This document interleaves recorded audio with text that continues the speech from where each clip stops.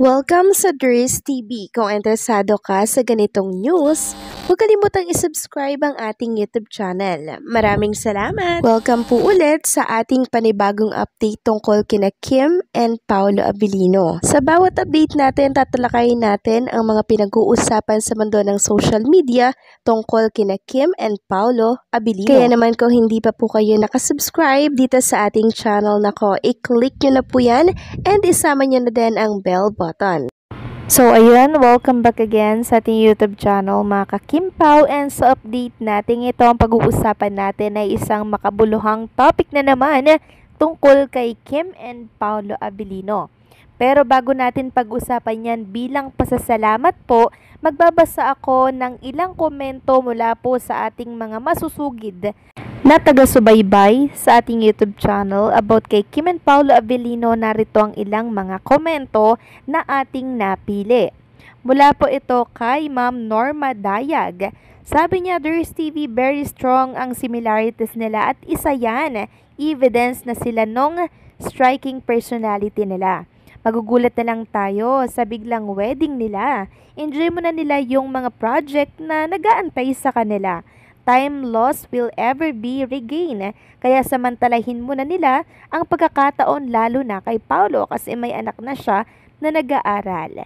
God bless them all. Maraming salamat po sa komento, Ma'am Norma Dayag. Agree din po ako sa inyong sinabi na i-enjoy muna nila yung kanilang buhay showbiz, lalo na't kainitan po ng kanilang showbiz career. So samantalahin muna nila yung pagkakataon, 'di ba? Sabi nga nila, 'di ba, strike while the iron is hot, 'di ba? Samantalahin muna nila yung kasagsagan ng showbiz career. Maraming salamat po sa komento, Ginang Norma Dayag. At ang pangalawa naman nating babasahin ay mula po kay Ding Ramiliano. Sabi niya, no need na confirmation about Kim Pao relationship. Obvious na sa nga kilos nila, actions speak louder than words. Gets na natin yan. So let's us be happy for Kim and Paolo forever. Yes naman mga ka-Kimpaw. Agree ako sa komento ninyo. Action speaks louder than words. Kahit hindi na nila kumpirmahin yun, understood na natin kung anong meron sa kanila. Doon pa lang sapat na po yun sa atin. Bonus na lamang kung sila ay umamin. So maraming salamat po sa mga komento ninyo at mag-proceed na nga tayo dito sa ating pag-uusapan. So bukas mga ka-Kimpaw, July 4, 2025, sisimulan na po ang linlang dito po sa Netflix. Sino po ang ready na muling mapanood itong linlang? Kasi ako mga ka-Kimpaw, ready na. Alam nyo po, nag-set pa nga ako ng reminder para hindi ko makalimutan ang ganap na to bukas. At alam nyo po, bilang pagsuporta na rin ng mga Kimpaw Nation natin dito po sa social media, lalo na sa X, abay may pa-trending party po sila. Sabi nga dito ni Chansey, Linlang trending party, let's celebrate as the iconic serye Linlang is now streaming on Netflix. Let's show our love and support. Join our X party at 12 midnight and use the tags below. Linlang now on Netflix. So for sure, trending na naman ito dito sa X mga ka-Kimpaw. Linlang now on Netflix. Maraming salamat sa mga Kimpaw fans na talaga naman pong nagpapatrend. Walang sawang pagpapatrending na mga hashtag tungkol sa mga kaganapan kay Kim and Paolo.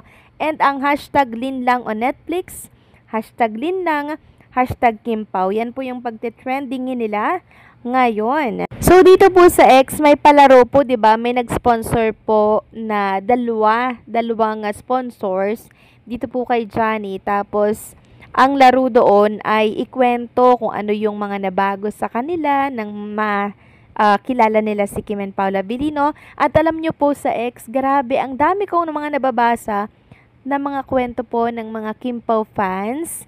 Dito, yung mga entry po nila, sobrang nakaka-touch po yung mga kwento nila for Kim and Paolo Abilino.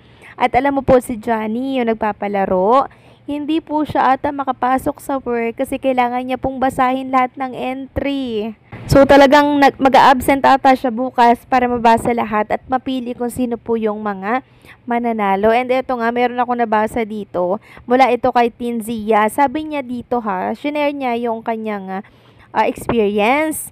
Sabi niya, how Kim Pao touched my life. First of all, I'm a silent fan of Kim since nasa loob siya ng PBB. Sinubaybayan ko talaga siya. Then napanood ko yung sa prod nila sa Milan. Sabi ko, wow, may chemistry din to. Nilang Kim, pinanood ko lahat ng media ko nila. In-interview at piyestahan. Sabi ko na lang, OMG, I'm a Kim Pao fan na talaga. I love Paolo, how he respect and protect Kim. Kim Pao sila ang dahilan kung bakit hindi ko na-feel na niloko ako. I was broken sa 7 years relationship ko na LDR. Halos planning na rin for wedding. And his parents, nagpunta na rin dito sa bahay para ipaalam ang plans namin.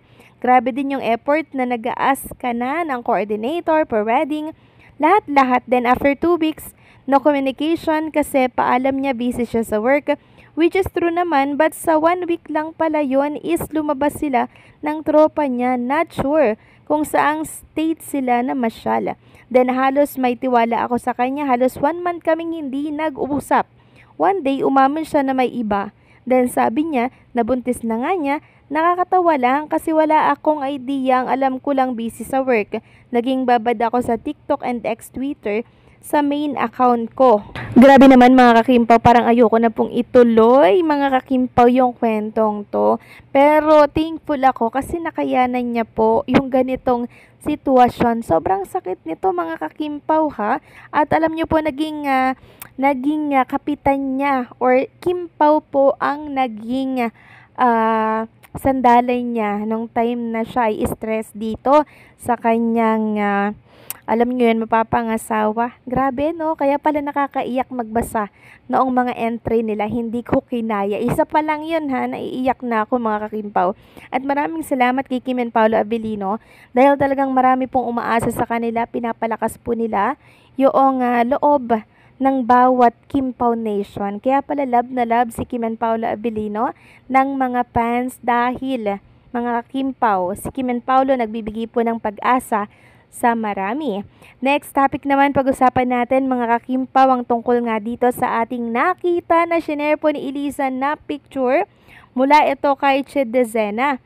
So makikita nga dito na cheers, you make me proud at Mactan Cebu International Airport. Siguro isa ito sa mga team ng Alibay. Ang tanong nga po, what is it? Babalik na ba sila here sa Manila?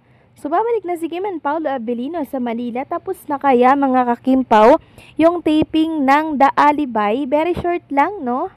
So, siguro after 2 weeks, 2 weeks na ba? Correct me if I'm wrong. Dito naman sa Manila sila mag-shoot. Change location naman siguro. So, kung pabalik na nga si Kim and Paolo Abilino, mga kakimpaw, magkakaroon na naman tayo ng maraming ayuda niyan. Kasi syempre, si Kim makikita sa It's Showtime, 'di ba? So antabayanan natin yung pagdating nila sa airport kung totoo man nga po na sila ipabalik na dito sa Manila. So paano mga kakimpaw, hanggang dito na lamang po ang update natin. Maraming salamat sa patuloy na pagsuporta.